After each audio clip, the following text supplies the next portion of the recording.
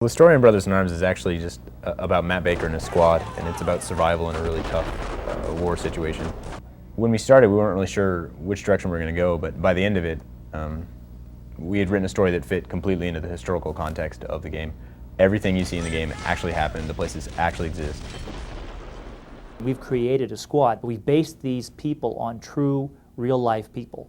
So we took some of the people of the 101st Airborne Division, and we used some of the characters and characteristics of those people and molded them into our characters.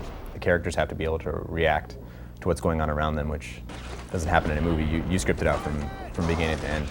With the game, it's kind of divided up into two categories. There's the category of what we need the soldiers to say for story purposes. Might use the bridge to cross tanks over the river. I want you to go there and drop it into the water. And then there's something we call battle dialogue, which is how they react in battle.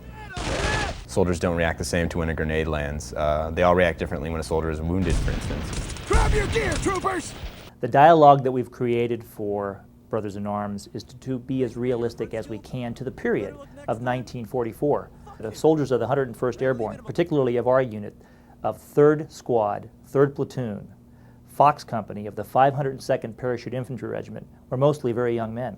I researched slang of the era. I researched a lot of the pop culture of the era.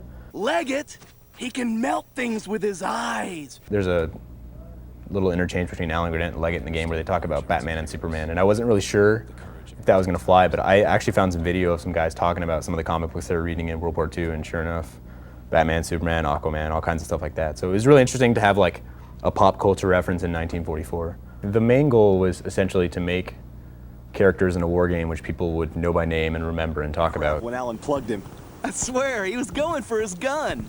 Sergeant Matt Baker is based on several people, and he is the hero of the game.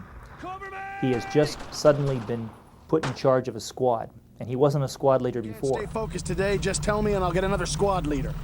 Kevin Leggett, he's the guy with the glasses.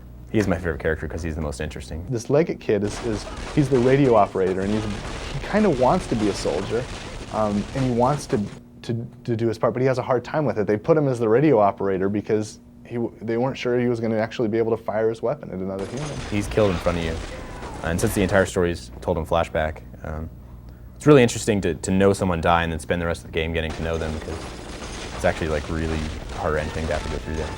I had the great opportunity to interview several D-Day veterans and learn their first-hand accounts. And the stories that they tell just send shivers down your spine, because you realize the self-sacrifice that these men actually did to create our today.